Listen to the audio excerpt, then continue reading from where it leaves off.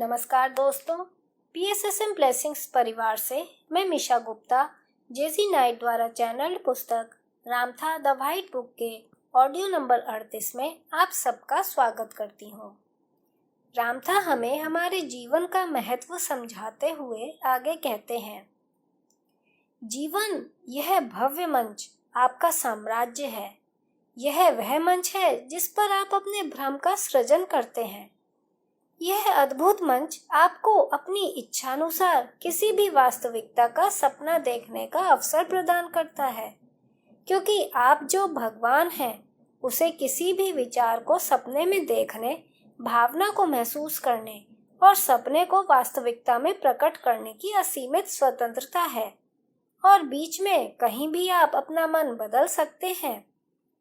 एक घनत्व के स्तर पर जीवन के होने का कारण यह साबित करना है कि जो इसे आरंभ करता है, और यह मानवता के लिए एक विशेष अनुभव है कि भावना में सम्मिलित होने के साथ विचार के प्रत्येक मोड़ पर वास्तविकता शीघ्र ही आ जाती है।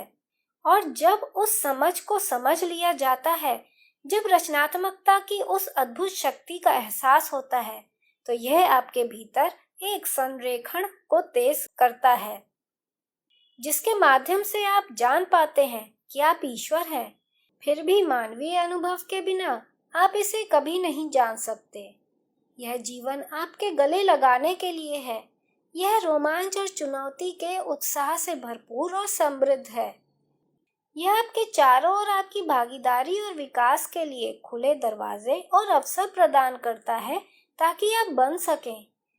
परंतु क्या बनना है? सभी अनुभवों की संचयी समग्रता जो आपको ईश्वर के बराबर रखती है, क्योंकि केवल ईश्वर के पास ही पदार्थ से ऐसे स्मारक बनाने की क्षमता है जो स्वयं की महिमा की गवाही देते हैं।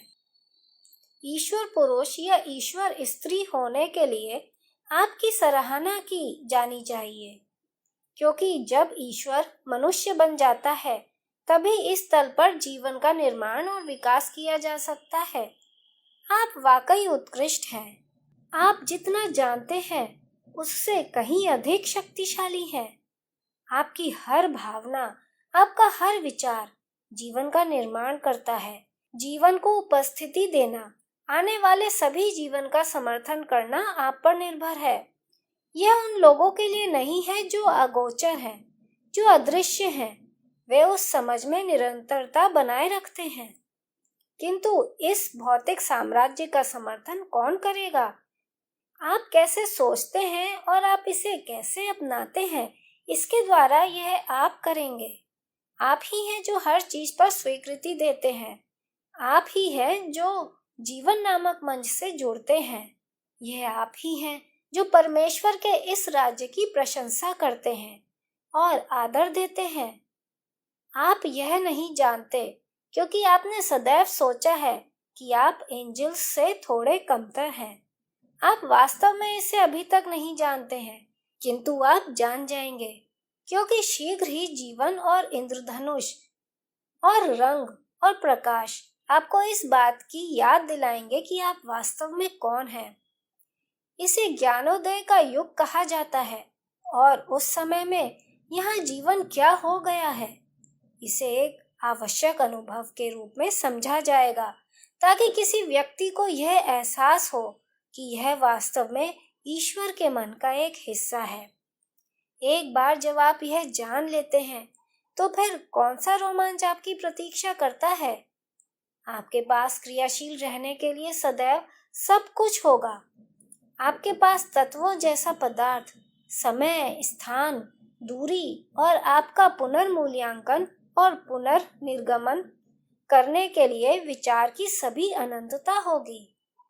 आप वास्तव में उत्कृष्ट हैं, क्योंकि आप जो हैं वह बनने के लिए आपने इस क्षेत्र में एक लंबी यात्रा की है, और वह यात्रा ईश्वर को उसके संपूर्ण स्वरूप में जानने के उद्देश्य से रही है। विचार से प्रकाश तक, चुंबकीय विद्युत के विभाजनों तक, स्थूल पदार्थ तक और फिर इस तल तक, आप सभी ने यह यात्रा की है। यह न केवल आपके लिए भव्य है, बल्कि यह आपके लिए साहसी भी है। और इसमें थोड़ा संकट भी सम्मिलित है। महान अमर आत्मा के भौतिक स्तर में परिवर्तन के माध्यम से अपनी पहचान खोने और उत्तरजीविता में पूरी तरह से उलझ जाने की एक बड़ी संभावना है, और अफसोस अधिकांश मानवता ने यही किया है। क्या आप जानते हैं कि आपने मेरी बात सुनने का साहस क्यों किया है, मैं जो कि एक पहेली हूँ?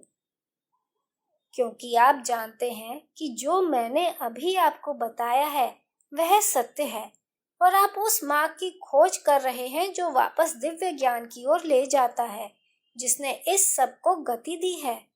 अपने भीतर गहराई से आप जानते हैं कि आप सामूहिक पदार्थ से कहीं अधिक हैं, कि आप मांस और रक्त से कहीं अधिक हैं, कि आप वास्तव में दिव्य हैं, और आप हैं। आप यहाँ यह समझने के लिए हैं, उस दिव्य सिद्धांत को अपनाने के लिए जो आप हैं, अपने भीतर यह खोजने के लिए कि आरंभिक प्रकाश है, विचार की सांस है जिसने आपको आरंभ में जीवन दिया। मेरे प्रिय मास्टर्स, आपने पवन को जीवन दिया, आपने सूर्य को वही रहने का कारण दिया जहां वह है, आपने तूफानी बादलों को धरती का पोषण करने और उसकी प्यास बुझाने के लिए अपनी ताकत जुटाने का एक कारण दिया। आप यह नहीं जानते क्योंकि आपने सदैव स्वयं को उस जीवन प्रेम से कमतर समझा है जो ईश्वर वास्तव में है। मैं आपका आदर करता हूँ क्योंकि मैं भी आपके जैसा ही रहा हूँ। मैंने आपके भ्रमों को जिया है और मैं आपके स्वप्न बन गया, और जहाँ मैं गया था एक दिन आप भी वहां जाएंगे। किंतु जब तक आप इस जीवन को अपना नहीं लेते और अपने स्वयं के आलिंगन के माध्यम से ईश्वर को गले नहीं लगा लेते, तब तक आप वहां कभी नहीं जाएंगे। मैं आपका अपनी अंतरात्मा की गहराइयों से अभिवादन करता हूँ। आप सचमुच महान हैं। आपको सचमुच प्रेम किया जाता है। आपकी वास्तव में आवश्यकता है। आप वास्तव में चाहे गए हैं। आप सदा के लिए एक कारण हैं। आप वास्तव में जीवन का कारण हैं। फ्रेंड्स, अध्याय 9 यहीं समाप्त होता है।